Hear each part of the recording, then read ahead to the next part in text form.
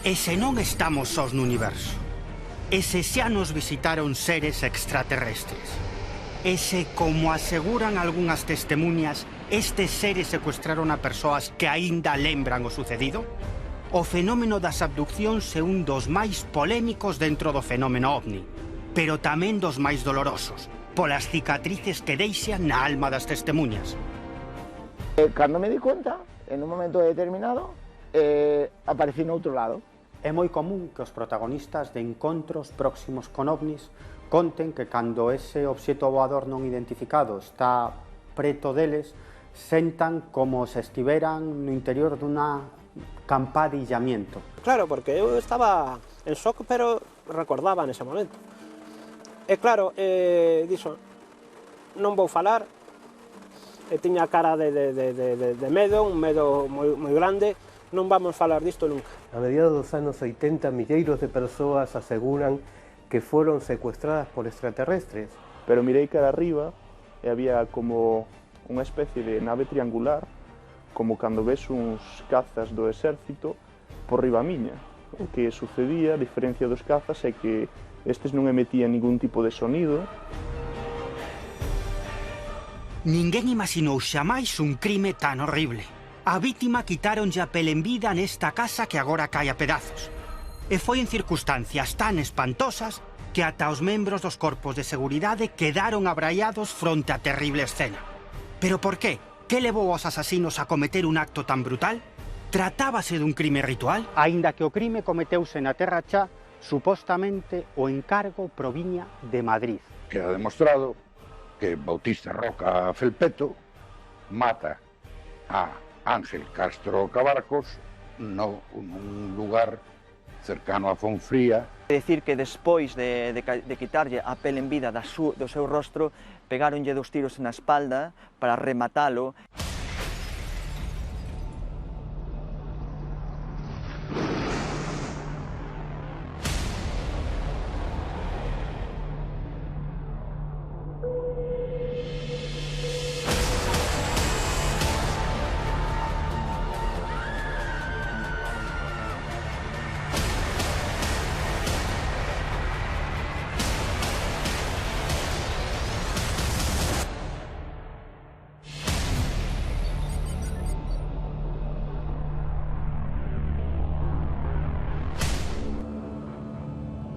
A estas alturas, a ciencia non dubida na posibilidade de que haxe outros mundos habitados. Pero se os habitantes de outros planetas nos visitan, é máis. E se ademais estivesen a xogar connosco, ou aínda máis terrible, e se están a secuestrar a xente, parece ciencia ficción, pero para moitas persoas, máis que ficción, é unha terrible experiencia que xamais poderán esquecer.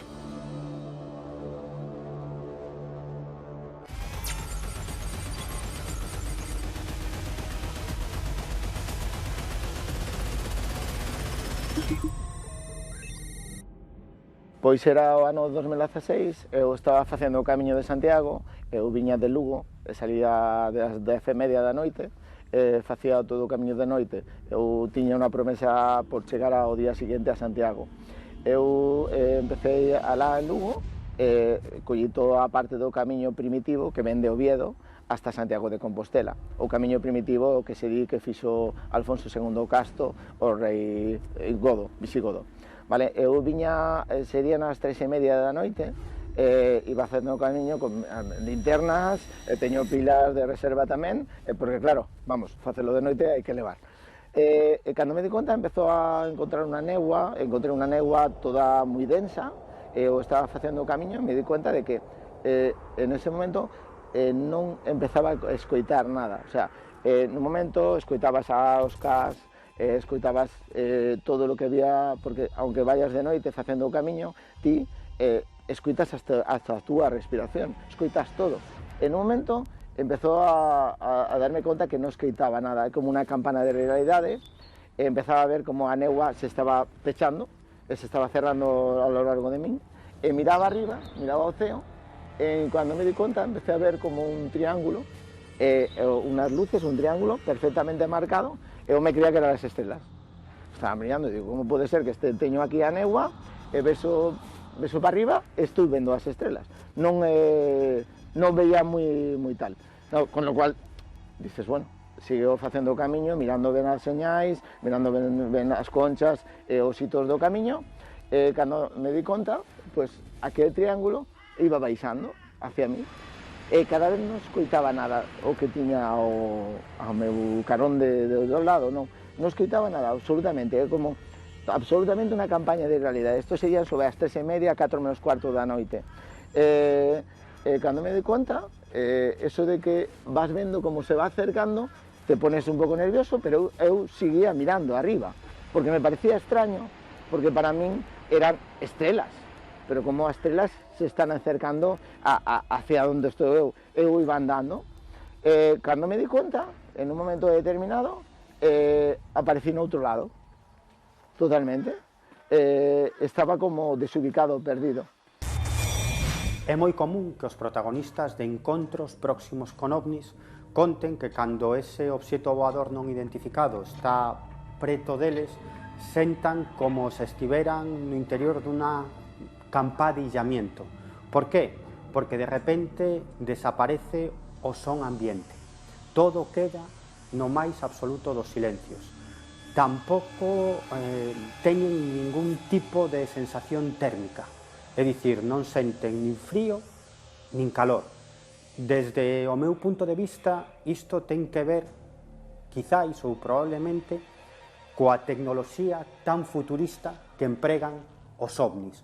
Porque os ovnis son capaces de materializarse, desmaterializarse diante dos testigos.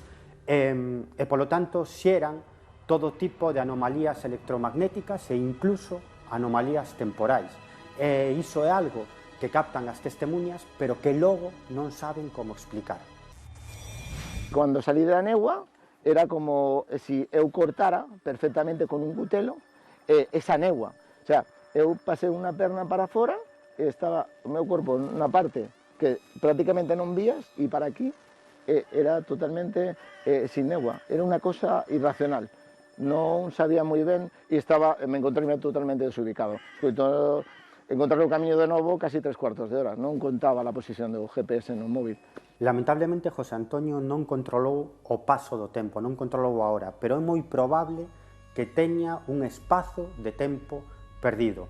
Esta circunstancia, unida ao feito de que logo do avistamento aparecese noutro lugar, por certo, algo moi común nos casos de encontros próximos con ovnis, é o que fai pensar a moitos investigadores que en realidade as testemunhas de encontros próximos con ovnis sufren un secuestro por parte dos tripulantes deses ovnis que logo borran da súa mente todo o recordo do que sucedeu no interior do ovni.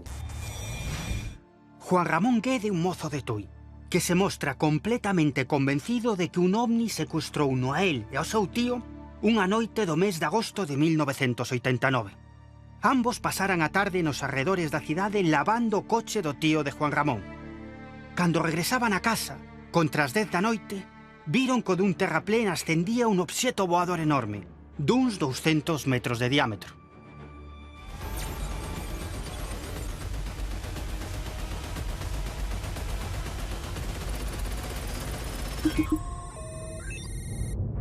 Saíamos de lavar o coche, pasalo o tempo así de unha tarde de verán,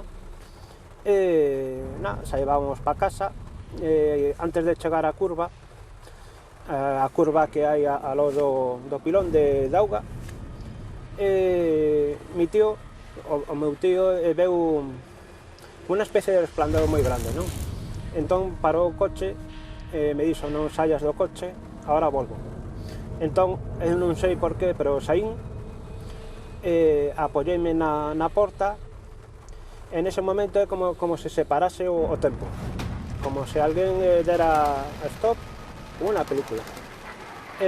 Claro, eu comecei a subir unha especie do haz de luz, con unha especie de tubo transparente, e claro, eu non entendía nada do que estaba pasando, porque claro, mirei hacia abaixo e vin o meu corpo, o corpo do meu tío, o coche e eu parados. En ese momento non había ningún sonido, eran os sonidos típicos do monte, os pásaros, as follas e todo. Non entendía nada que estaba pasando. Era como se estuvera soñando, saía do corpo e me vira na cama, pois parecido, pero abaixo, non? Pois no momento que nos sucedeu eso, que estábamos no coche, que acababa todo de pasar así de golpe, eu preguntei ao meu teu, e, oye, contame, que pasou? Que recordas ti? Claro, porque eu estaba en shock, pero recordaba nese momento. E claro, dixo, non vou falar, tiña cara de medo, un medo moi grande, non vamos falar disto nunca. O objeto era como unha especie de orbe moi grande que emitía a propia luz desde dentro hacia fora. Era como azul fluorescente, de tamaño era grandísimo, non sei se mediría 200 metros ou algo máis, non podo decir máis exactamente o tamaño, non? E cubría pois todo o que é o barranco de abaixo, hasta cubría todo o horizonte tamén. O caso de Juan Ramón é un caso que me interesou sempre moito, porque as veces que falei con el, relatoume todo o acontecido, sempre, dunha forma lineal, coherente, e ademais coincide ca maioría dos casos importantes que eu tuve a oportunidade de investigar ao largo da miña vida. Entón, pois, é un tema que é moi interesante, sobre todo como describe os personaxes, todo o que lle aconteceu con eles, todo o que relatou en este caso que xa está grabado. Despois, pois claro, co tempo, a non falar disto, cando era pequeno, pois, non sei, olvidouseme.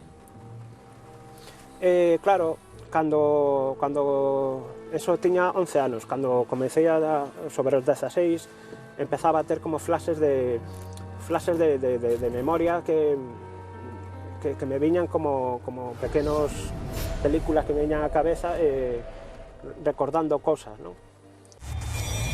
A mediados dos anos 80, milleiros de persoas aseguran que foron secuestradas por extraterrestres.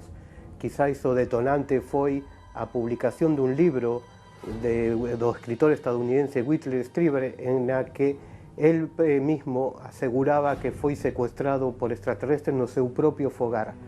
A partir de ese momento comenzou unha auténtica epidemia de casos nos que milleiros de persoas aseguraban que na súa propia casa foran secuestrados por extraterrestres. A partir dese momento tamén moitísimas destas testemunhas sometéronse a unha regresións hipnóticas co fin de saber e coñecer os detalles destas abduccións, e os seus relatos coinciden aproximadamente na descripción destos seres, que a maioría deles tiñan unos ollos moi grandes, a cabeza en forma de pera invertida, e que foran sometidos nese intre en que foran aparentemente secuestrados a unha intervención, a unha revisión médica. Con el tiempo, pues contactaron conmigo Fernando Magdalena y me habló para hacer una regresión, el tema de regresión, y con el doctor Miguel Ángel Pertierra también, que sería el que estaría con Fernando Magdalena. Eu ao principio estaba moi, non sei, contrariado porque tiña moito medo a regresión, non? Porque, claro, un medo desconocido que podía recordar a mellor cousas que podían facerme dano, non?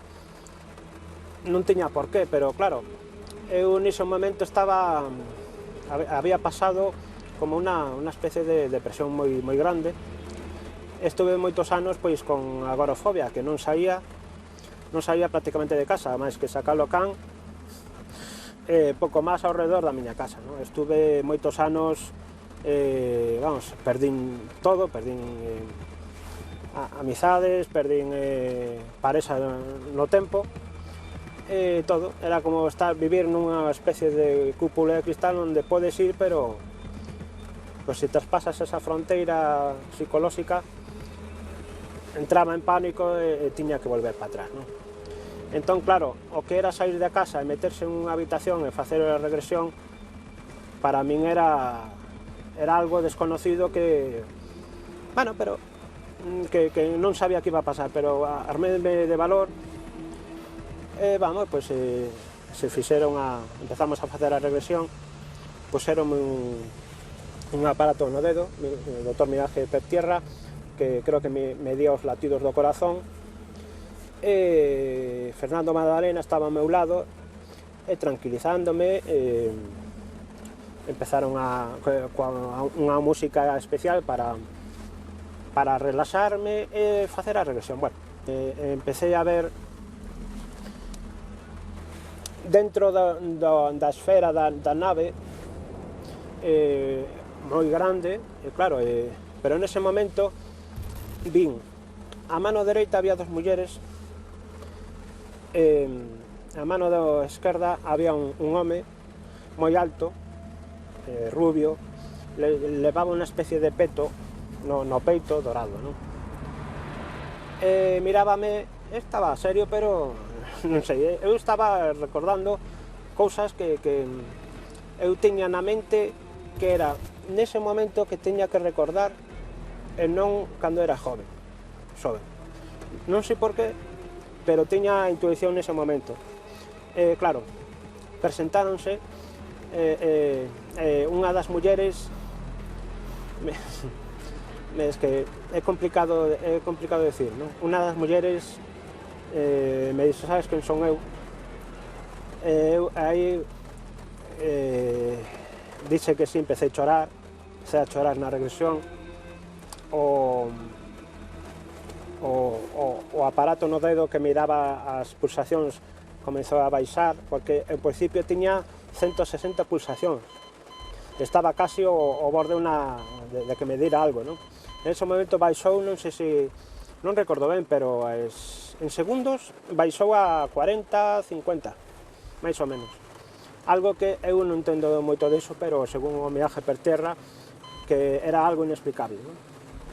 Bueno, esa muller presentouse e me dixo, pois sou ganai.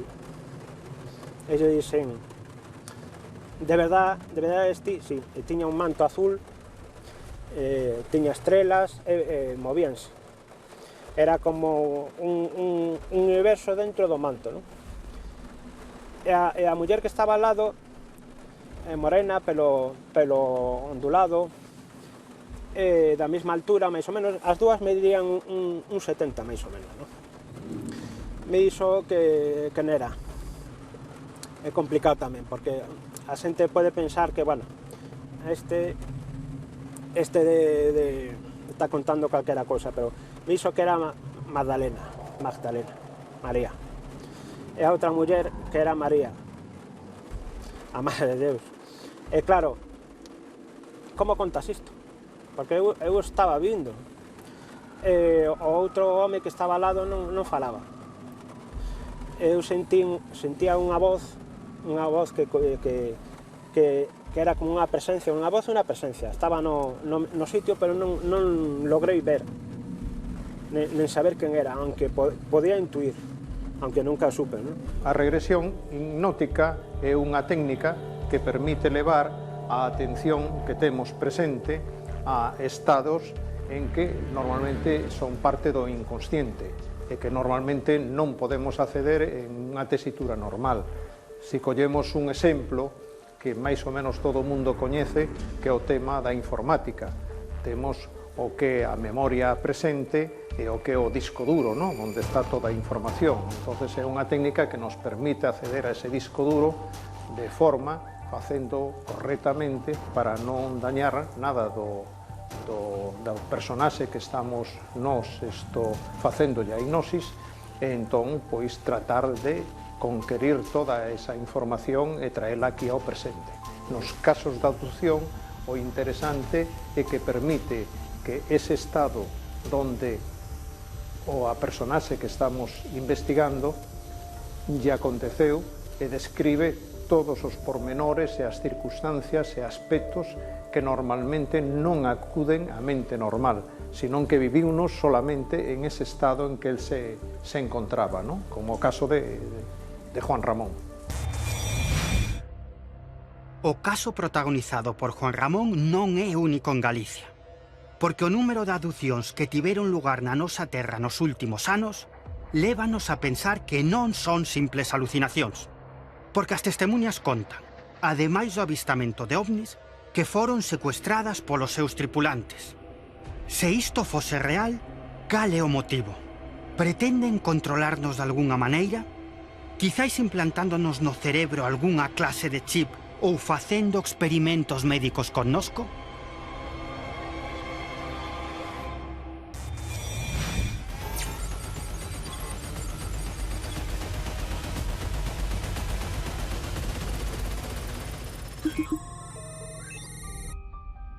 Un caso moi interesante de posible abducción ocorreu o 20 de novembro de 2007, preto de la localidade de Vilalba, en Lugo. Mercedes Fernández deixou a súa filla na cidade de Lugo e volvía para a súa casa en Vilalba. A mitad do camiño, máis ou menos, veu unha potente luz no ceo que se dirixía cara ao seu coche. A luz tiña unha forma de medusa, máis que nada o movimento que facía era como en forma de medusa, e ela temeu que a esa luz, ese obxecto, impactara contra o vehículo. O seguinte que se lembra é que estaba xunto uns piñeiros, nun bosque de piñeiros, e que tiña moito cansanzo. Chegou ao seu domicilio, chegou a tocar o timbre da súa vivenda, baixou a acompañala ao seu fillo, que al ver que tiña unhas síntomas como de mareo, de debilidade, levouna ao centro de saúde de Vilalba. Ali fixeronlle varias probas, pero non foron suficientes, non encontraron ninguna síntoma de por qué tiña ese estado, e leváronla finalmente ao Hospital Xeral Calde de Lugo.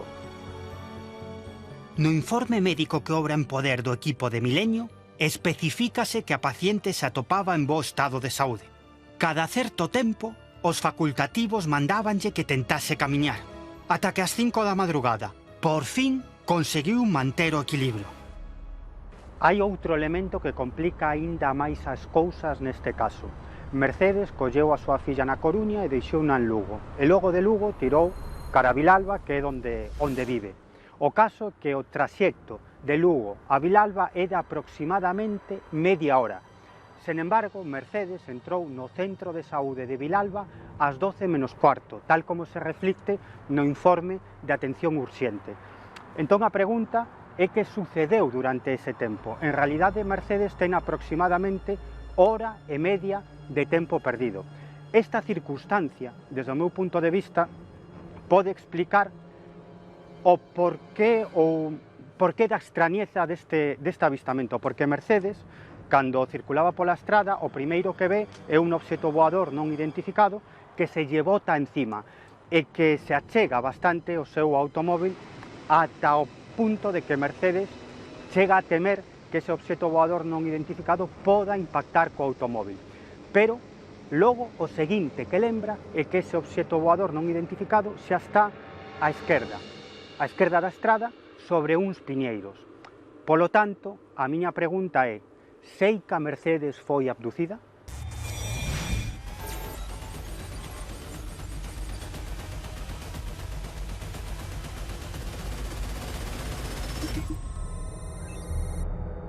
Era o 8 de novembro do 2015, eu estaba co meu primo sentado, falando das nosas cousas, e estábamos, cos cans, e de repente meu primo fixouse que ao lonxe, en riba da cuadra, había como unhas luces vermellas, un pouco extrañas.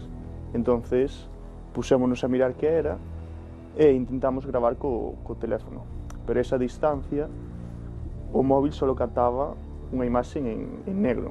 Entonces, meu primo o que fixo foi tratar de ir adentro, collerse o teléfono, para ver se podía gravar mellor. Cando eu me fixo, esas luces rosas facían un movimento extraño, como se foran mosquitos, en zigzag e demais. Era un movimento pouco natural. E de repente, sen darme conta, cando miro para meu primo, que ven, volvo a mirar para atrás e as luces vermellas xa non estaban. Pero mirei cara arriba e había como unha especie de nave triangular, como cando ves uns cazas do exército por riba miña. O que sucedía, a diferencia dos cazas, é que estes non emitían ningún tipo de sonido e iban a unha velocidade moi baixa e tiñan uns puntos rojos en cada vórtice. Era perfectamente triangular. Meu primo máis eu quedámonos mirando atónitos e quedamos en shock. Pero detrás deste había outras dúas naves triangulares que facían como unha especie de semicírculo. Nos quedámonos un pouco abrallados e non nos percatamos moi ben do tempo que transcurriron en chegar e alonsarse. Sen pasar moito tempo, desto que pómonos a falar un co outro abrallados de que sucedeu, volveu a suceder o mismo 2 veces máis. Pasaron 3 naves e despois 2. A altura non era moi alta, a verdade, era como a altura dos postes da luz. Sorprendiume porque era como que facía un sonido envolvente no cal non se escuitaba nada ao rededor, non había ningún tipo de ruido nin demais, era como que aislou a nosa zona onde estábamos percibindo. Logo foi un pouco extraño porque cando se alonsaron esas naves era como que desaparecían da nada e xusto por onde desapareceron vin como un tubo no ceo, como un relámpago, pero era perfectamente diagonal, sin bifurcacións, era moito máis ancho cun relámpago. Era máis amarelo, dun color forte, eran como 2 tubos paralelos que ocupaban todo o ceo. Apareceu e desapareceu da nada nun momento e sorprendeume moito esa imaxe. En ocasións, en avistamentos de ovnis no que hai presencia de animais, especialmente cans, moitas veces dan sinais de medo ou de temor ou salen fuxindo. Eu lembro un caso do que aconteceu no 27 de marzo de 1974, un caso moi coñecido en Galicia, no que un ovni descendeu unha playa cercana a Santa María de Oia.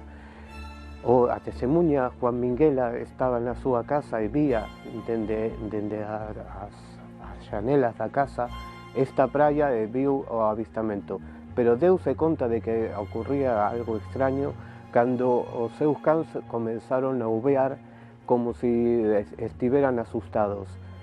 O caso é que o ovni mantívose ali en presencia das testemunhas e dos cans que non deixaban de uvear e deixou unha marca de arena limpa nun lugar onde estaba toda cuberta de petróleo por un derrame de petróleo dun barco cercano.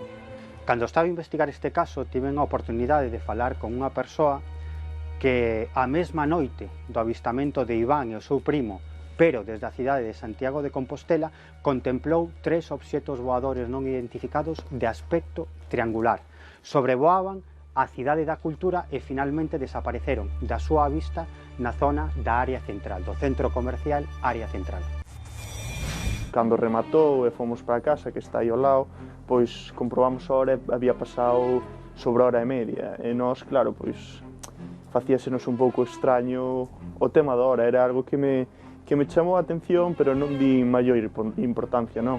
Hasta que, bueno, Miguel Pedrero falou comigo e percatouse destes detalles e dixeme, pois, estaría curioso que fixeras unha regresión, porque quizás hai lapsus de tempo que non recordes ben. Entón eu, bueno, funo deixando, pero dali a uns anos picou unha curiosidade para ver, bueno, se realmente había algo que non recordaba ben, tratar, bueno, por unha certa curiosidade. Certamente fíxena, pero non puden ver todo con claridade, non sei hasta que punto o que ves é real, o que non.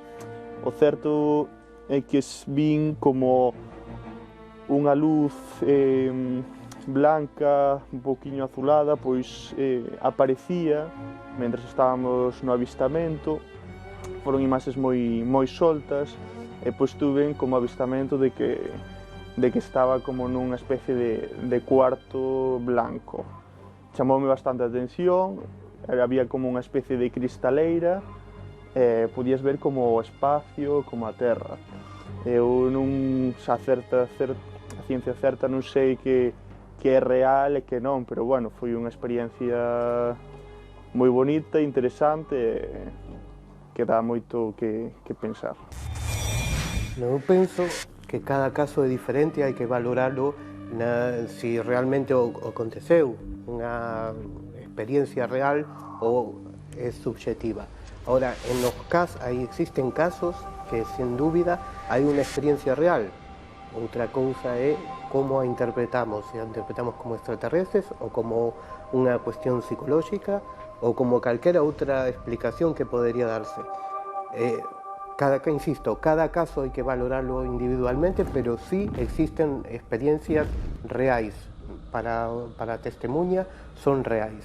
Estou convencido de que as testemunhas non menten. Son tantos os casos recompilados polos investigadores en tantos países nos 5 continentes que dende logo non vale dicir todos menten, senón que eu penso que hai algo absolutamente real. Os ovnis son materiais e tridimensionais. Os ovnis aparecen nos radares, son fotografados e filmados, deixan marcas no terreo nos seus aterraxes cando aterran. É dicir, que é un fenómeno absolutamente real. En moitas ocasións, as testemunhas de encontros próximos con ovnis, logo do avistamento, sufren unha perda temporal. É dicir, que teñen un espazo de tempo perdido. Dende o meu punto de vista, quizáis esas testemunhas sufran algún tipo de secuestro e de algún modo os tripulantes dos ovnis borren calquer recordo desa experiencia. Aínda que co paso do tempo, e isto é moi común, pouco a pouco estas persoas van lembrando algúns fragmentos desa experiencia no interior do ovni. Estas bellas paredes agochan desde hai décadas un suceso terrible. Cando comezaba o século XX, un home foi brutalmente asasinado neste lugar. E contan as crónicas que lle quitaron a pel cando aínda estaba vivo, porque un curandeiro de Madrid así o pediu para sandar a unha paciente. A vítima foi desollada entre espantosos berros, e o tempo encargouse de transformar a brutal historia, dando pé a unha lenda negra que aínda perdura.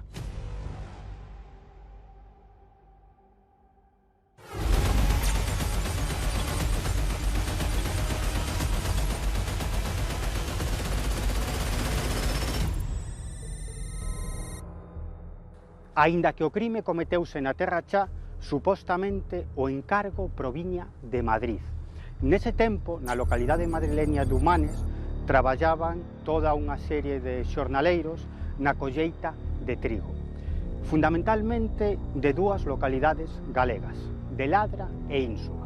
Entre estes xornaleiros estaba a vítima, Anxo Castro, e tamén o principal asesino, Bautista da Insua.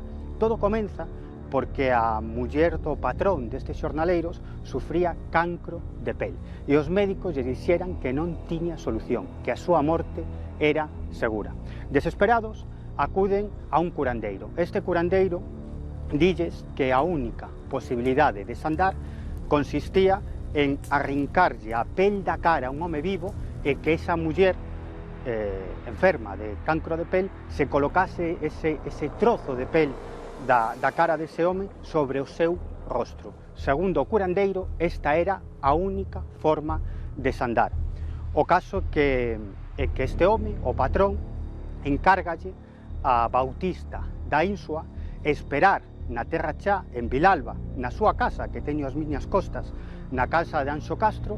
Bautista e outros homes esperan a que Anxo Castro entre na súa casa e ali mátano. Pero antes de asesinalo, o que fan é arrincarlle a pel a tiras. Bautista e a súa víctima non se levaban ben. Isto era moi sabido, incluso sabía o patrón de Humanes que encargou a Bautista a pel para a súa muller. En todo caso, Bautista tamén tiña un antecedentes de sangue, porque aparentemente tiña matado a alguna persona xa anteriormente, aínda que non se lle logrou probar nunca este feito. O crime foi preparado minuciosamente. Levaríase a cabo desde maio de 1911, durante a celebración dunha das feiras da comarca que asistiría a víctima, e tamén os asasinos. Bautista e os seus secuaces sabían que Cabarcos era un home corpulento, midía máis dun 1,80 m, que para a época era moitísimo, así que intentaron facer ben os plans e perseguirono en cabalos. Hai que decir que Cabarcos sabía que o estaban esperando porque Bautista e os seus homes habían estado uns interesantes nun bar da zona de Gaibor, antes da legua dereita, pois antes festejando, non? O que iba a ocurrir, o que iban facer. Entón, o taberneiro que escoitou a falalos, que escoitou os seus ideas, o que querían facer, contoulle a Cabarcos porque ele había chegado pois unha media hora despois de que eles se foran.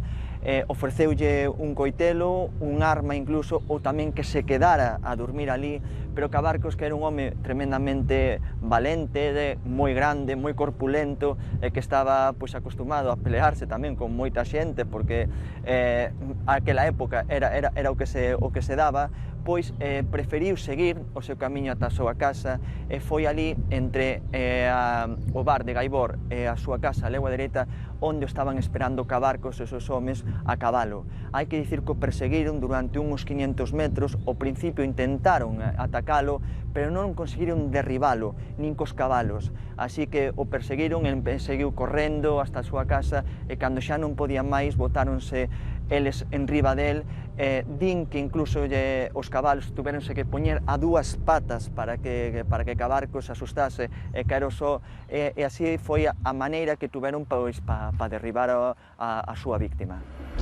A emboscada tivo lugar preto do castelo de Caldaloba. A víctima esperábanlle 4 homes a cabalo, que rapidamente o rodearon e tentaron derrubalo.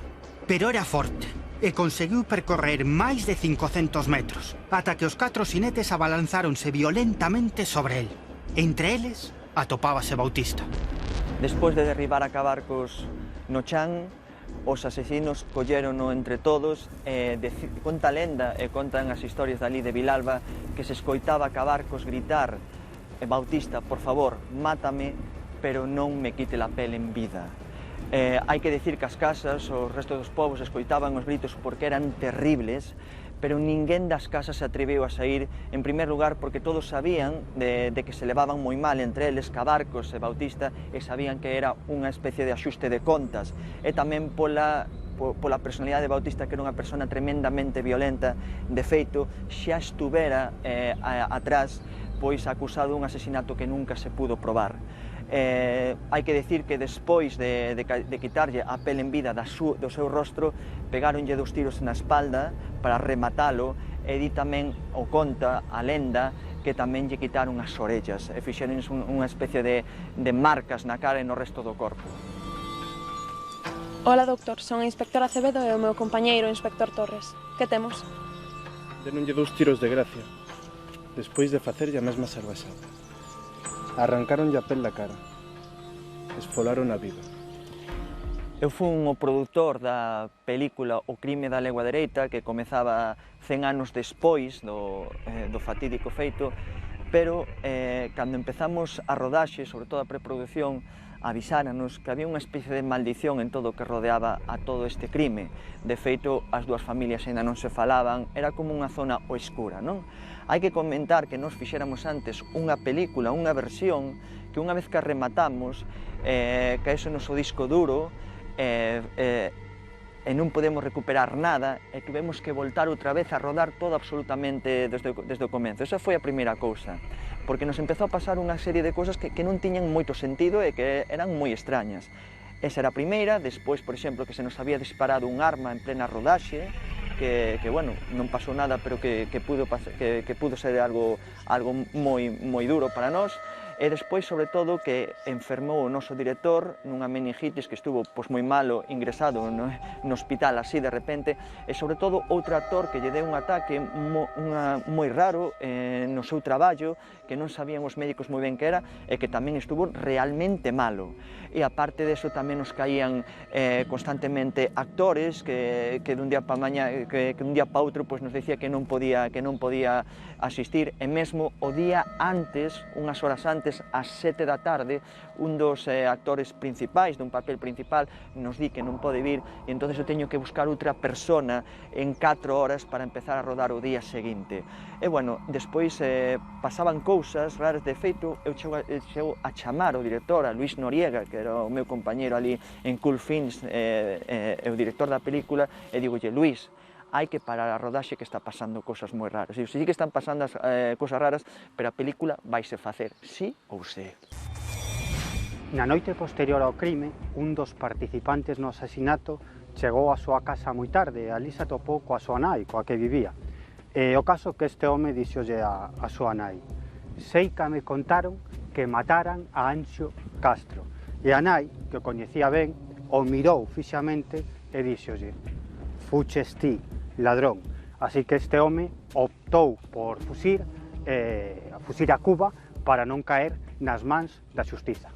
Contan que Bautista e os seus compañeiros, despois do crime, foron a unha fonda cercana, comeron, beberon e contaron a todo o mundo se enterou daquel crime que había cometido. Días despois foron detidos varios dos integrantes, entre eles Bautista. No ano 1911, realmente o crime chamábase o crimen de Fonfría. O da denominación de Legua Dereita viño moito despois. Tras o paso por lo xulgado, é dicir, os feitos que quedan deste acontecemento, pois é un crime relativamente vulgar, bastante vulgar. É dicir, queda demostrado que Bautista Roca Felpeto mata a Ángel Castro Cabarcos nun lugar cercano a Fonfría, que despois tamén foi cercano a chamada Legua Dereita, que dá nome a todo isto.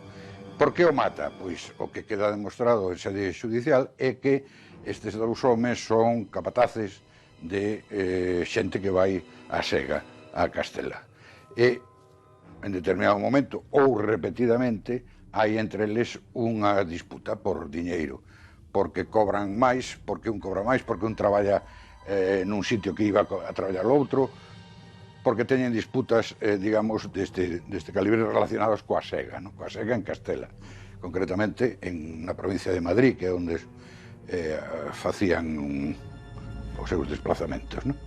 É dicir, que Bautista Roca Felpeto fai unha emboscada a Ángel Castro, cando este regresa da Feira do Monte de vender un cabalo, e pegalle un tiro e despois actúa sobre ese cadáver na ilusoria idea ou no plan que non queda moi claro polo que respecta á investigación xudicial, porque tampouco lles interesaba.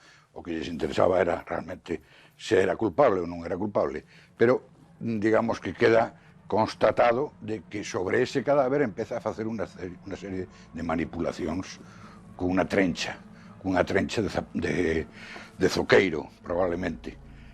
Empeza primeiro, córtalle as orellas, empeza a sacarle a pel da cara, a desfiguralo absolutamente. Hai unha interrupción, cando está en estas funcións salvaxes, absolutamente, hai unha interrupción, porque ven xente de fora que parece ser que estaba tamén agochada, estaba escoitando o que pasaba, porque no xuizo escoítase dicir, bueno, alguén di, alguna testemunha di, que faz, Bautista, non me mates que non che fixen mal. É dicir, que escoitan Bautista, están señalando directamente ao autor. Ben, estos son os feitos, é dicir, como hai esa interrupción, Bautista Roca escapa, les queda ali, e queda. Por que fai eses destrozos na faciana de Ángel. Bueno, pois nese plan ilusorio pensaba que non iban a identificalo, que desa maneira podería ter máis tempo para escapar, ou como... Claro, pero é absurdo, porque, claro, se o veciño Ángel Castro falta do seu domicilio, pois sería o primeiro en que pensarían que era o víctima. Pero, bueno, el fai esa historia. Que ocorre? Ocurre que queda un cadáver absolutamente macabro e desfigurado. En esa parte, o crime deixa de ser vulgar e pasa a ser de outra categoría, porque hai uns destrozos moi importantes nele, no corpo. Pero, digamos que aí eso que daría pé a lenda. A lenda di que a pel de Cabarcos chegou a Humanes 2 meses máis tarde, oculta no interior dun xamón. Pero xa era demasiado tarde, porque a enfermidade acabara coa vida da paciente. A partir do xuízo ou do descubrimento do cadáver, se cadra, hai o que comeza o que coñecemos hoxe como lenda do crime de lengua dereita, que moitos falan realmente non de lenda, sino de crimen, como é, cousa que non pode ser posible, non é posible. Isto, para min, dentro dos 100 anos que pasaron, 118 anos que pasan dende o momento en que ocorre o crime, é un froito da longa noite de Pedra, pero non a de Celso Emilio Ferreiro, sino a verdadeira, a de longa noite de Pedra que pasan os galegos antes da chegada da electricidade. Hai a muller da víctima, a muller de Ángel Castro, ve o cadáver e queda horrorizada, por suposto. Entón empeza a falar do que lle fixeron ao seu home.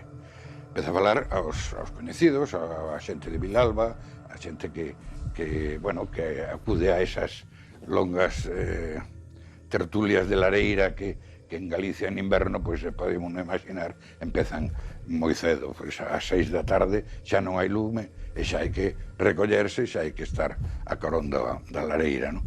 E aí va unha versión, e va outra versión, e va outra versión. Total, que alguén, a mellor para asustar aos nenos ou para entreter a xente, empeza a elaborar unha segunda teoría dese crime. Esa lenda, pois, é moi atractiva, para que estaría contando todos os días, porque realmente é moi emocionante saber que alguén en Madrid encarga un crimen para que sexa desplexado un home e servirlle para a súa enfermidade. E ten moito éxito, e falan dela todo este tempo, todos estes 118 anos, en Vilalba non se fala de outra cosa. Bueno, se deixa de falar. E chegan os días con unha forza terrible, como explicación máxima. Pero, primeiro, no xuízo non hai nada que se refira a esta muller, nin ao encargo, nin a Humanes, nin ao cancro, nin a nada. De onde xorde a historia do curandeiro? Que poder tiñan os menciñeiros naquel tempo? Que remedios empregaba? Utilizaban partes do corpo humano para os seus ritos de curación? Existe a creencia na tradición galega de que o sangue, como elemento vital, como elemento corporal que representa a vida, era o mellor remedio curativo para determinadas enfermidades. Sobre todo, falase moito do uso do sangue, beber sangue para enfermos en tuberculose, pero non só tuberculose, outro tipo de casos tamén. Eso levou, esa crenza, que non só exclusiva de Galicia, sino de moitos outros lugares da Península Ibérica, a que determinados curandeiros, ou curandeiros con menos escrúpulos, recetasen nos seus remedios, como componente das súas apócemas, o uso de sangue. Existen casos documentados, incluso de chegar a asasinatos, a xente con máis posibles de contratar determinados asesinos para facerse con sangue humana, e sobre todo con sangue humana de nenos, porque o neno representa a infancia, representa a forza da vida, e polo tanto o seu sangue ten máis propiedades, ou supostas propiedades curativas. Entón, sí existen este tipo de casos, e esta crenza estaba tan arraigada, que levaba tamén a moitos enfermos, os que non podían acceder, ou porque non querían, por cuestións morais, obviamente, a asasinar a ninguén, pois acudir a matadoiros en busca de sangue de animais. Si é certo tamén que dentro do que todo o mundo da medicina tradicional ou das prácticas curandereís, igual que hai curandeiros que facían remedios positivos pois, para restablecer a saúde da xente ou para esconxurar o mal de ollo, tamén había determinadas prácticas que poderíamos encadrar dentro do que sería a maxia negra, é dicir, con fins negativos pois, para facer dano. Unha das máis habituais era o caso de pois, unha parella pois, que rompera e un dos membros estaba pois, doído, quería venganza, e unha das cousas que se facía era o remedio de botarlle aceite na entrada da igrexa no momento que se iba a casar pois, ese mozo que te deixou, esa moza, e ao pasar esa futura parella, ¿no? Ese futuro matrimonio, pisar ese aceite depositado na entrada da igrexa e a producir por unha sorte de ritual máxico que esa parella non durase, ben porque rompese, ben porque un dos membros falecería no prazo dun ano. Entón, si tamén existen documentación de prácticas máis encaminhadas ao que hoxe chamaríamos a maxia negra.